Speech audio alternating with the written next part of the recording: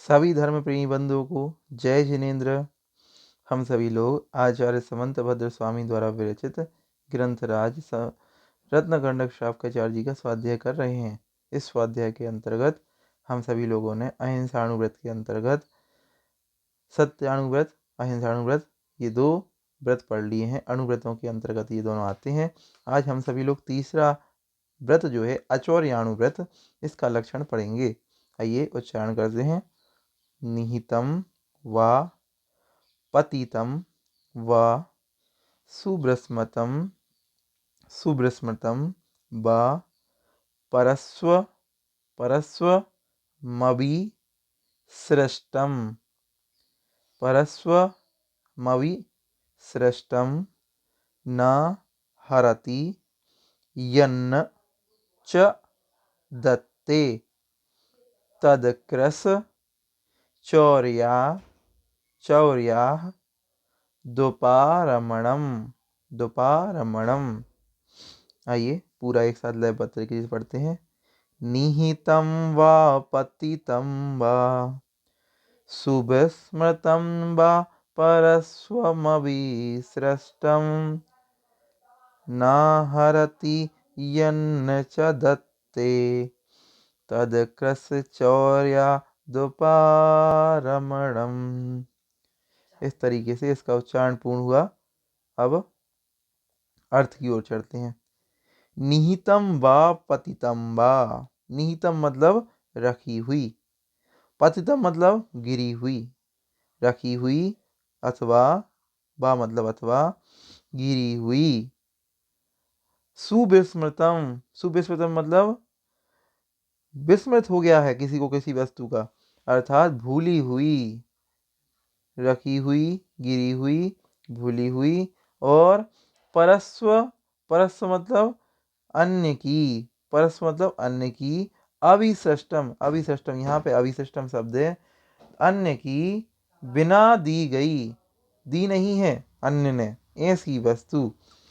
ना हरति, ना स्वयं लेता है।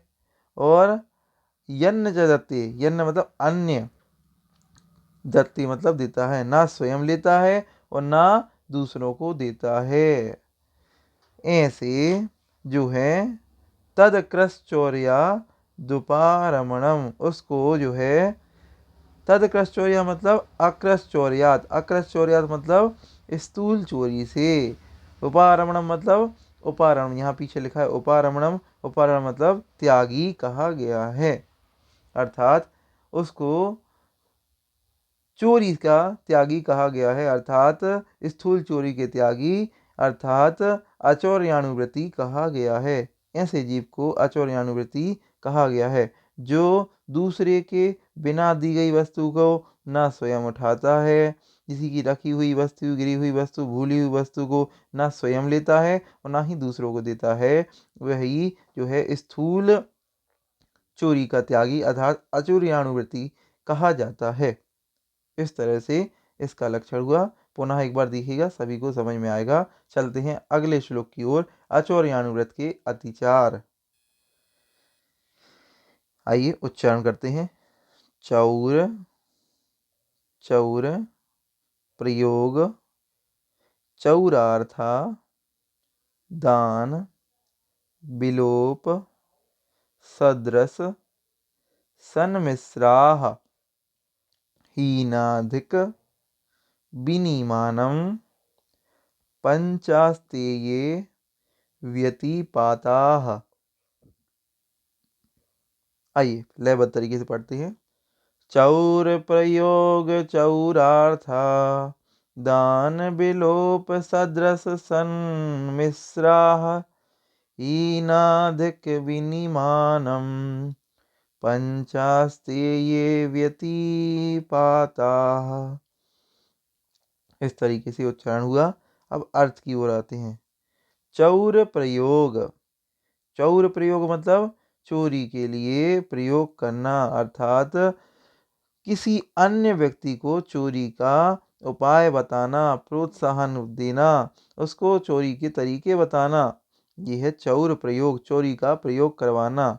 और चौरार्था दान, दूसरे से चोरी नहीं करवाता, और दूसरा चौर अर्थादान, और चोरी का जो अर्थ है उसका दान नहीं देता, अर्थात दान अर्थात उसको ग्रहण नहीं करता।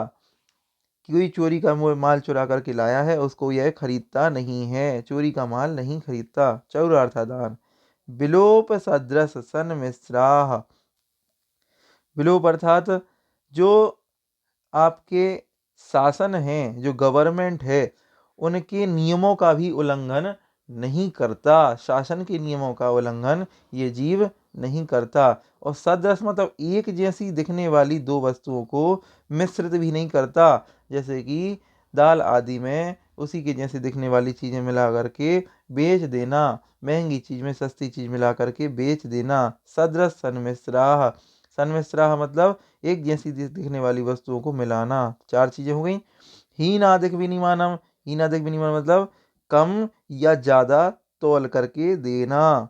ठीक, जैसे कि 900 ग्राम 1 किलो में 900 ग्राम ही देना, कुछ घोटाला करना, ठीक, तराजू में चुंबक आदि लगाना, इस तरीके से जो है कम या अधिक वस्तु किसी को नहीं देता। हीनादिक विनिमानम। पंच अस्तेय व्यतिपाता। पांच ये जो है, ये अस्तेय मतलब होता है चौर्य के, व्यतिपाता मतलब अचौर्य के, ये व्यतिचार हैं पांच।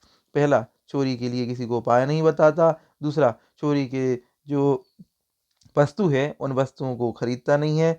तीसरा, शासन के नियमों का उल्लंघन नहीं करता। चौथा, एक जैसी दो वस्तुओं को मिलावट करके नहीं बेचता। और कम या ज़्यादा भी जो है वह मिलावट करके नहीं बेचता, कम या ज़्यादा तौल करके नहीं बेचता है। ये पांच जो हैं व्यतिचार हैं अचौर्यानुव्रत के। इस तरह से अचौर्यानुव्रत के अतिचार भी हमने पढ़े, आप सभी को समझ में आए होंगे। सभी वीडियो को पुनः देखें और चैनल के साथ जुड़ करके उसको सब्सक्राइब कर लें, ताकि आप सभी पूरे के पूरे श्रावकाचार ग्रंथ का स्वाध्याय यहाँ मेरे साथ कर सकें। तब तक के लिए सभी को जय जिनेन्द्र।